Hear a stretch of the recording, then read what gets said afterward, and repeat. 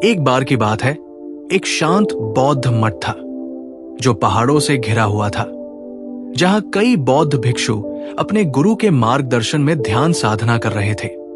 लेकिन मठ का वातावरण बहुत अच्छा नहीं था। मठ के कई युवा भिक्षु अक्सर एक दूसरे के बारे में गपशप करते और एक दूसरे के खिलाफ बुराई करते थे। उस बौद्ध मठ में एक युवा शिष्य को वहां की नकारात्मक ऊर्जा के कारण बहुत असहज महसूस होता था। उसे सारी नकारात्मकता से घुटन सी होने लगी, इसलिए वो अपने उपगुरु के पास बहुत परेशान होकर गया। गुरुजी, शिष्य ने कहना शुरू किया, मैं अब इस मठ में नकारात्मक ऊर्जा को सहन नहीं कर सकता। ये मेरे लिए बहुत अधिक हो रहा है। मैं किसी शांत और अधिक शांतिपूर्ण जगह पर रहना चाहता हूं। गुरुजी ने ध्यानपूर्वक और सहानुभूति के साथ सुना।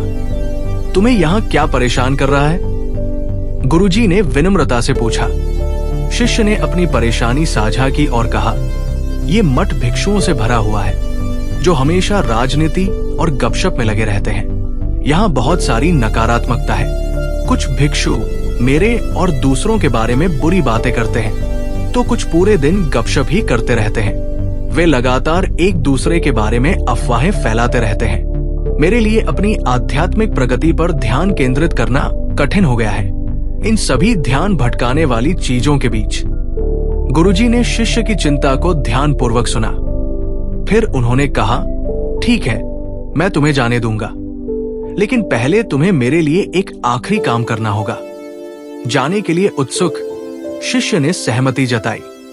गुरुजी ने फिर उसे पानी से भरा हुआ एक चम्मच दिया और कहा, ये चम्मच लो और मठ के सभी क्षेत्रों में घूमो। पानी को गिराए बिना चम्मच लेकर चलो। यदि तुम सफल हो गए तो तुम किसी शांतिपूर्ण मठ में जाने के लिए स्वतंत्र हो। शिष्य ने चम्मच को सावधानी पूर्वक लिया और चलने लगा। वो धीरे धीरे और सतर्कता से चला, सुनिश्चित करते हुए कि पानी का एक भी बूंद न गिरे।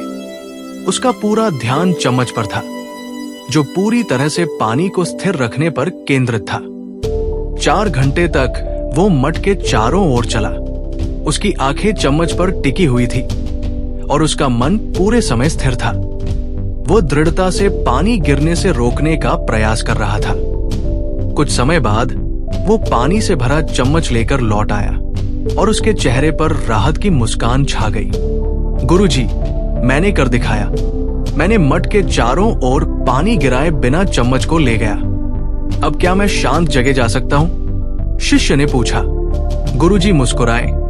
उनकी आंखें शांत ज्ञान से चमक उठीं। उन्होंने पूछा, बताओ, जब तुम चम्मच लेकर मठ के चारों ओर चल रहे थे तो क्या तुमने किसी भिक्षु को दूसरों के बारे में बुरा बोलते सुना? क्या तुमने कोई गपशप या नकारात्मकता देखी? शिष्य ने थोड़ा सोचा और फिर कुछ समझते हुए कहा, नहीं गुरुजी, मैंने कुछ नहीं सुना। मैं चम्मच पर इतना ध्यान केंद्रित कर रहा था कि मैंने कुछ और नहीं देखा। बिल्कुल सही, गुरुजी ने कहा। उनका स्वर शांत और सुकून भरा था।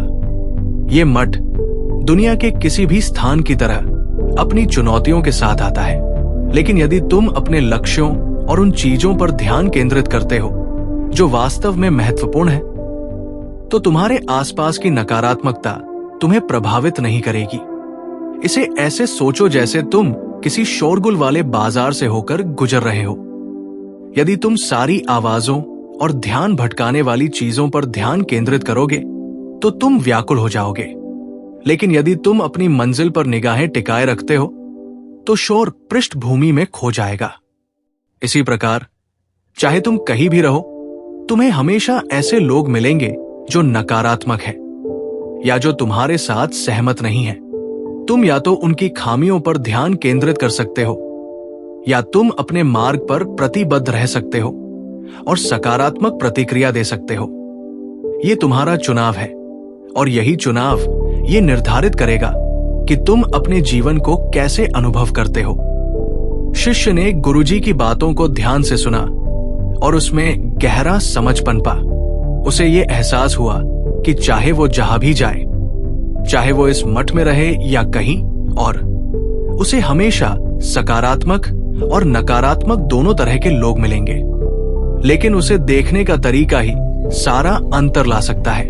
उसे स्पष्ट हो गया कि शांति पाने की कुंजी चुनौतियों से भागने में नहीं, बल्कि उन चीजों पर ध्यान केंद्रित करने में है जो उसके लिए वास्तव में मायने रखती है, उसका अपना मार्ग और आध्यात्मिक ज्ञान।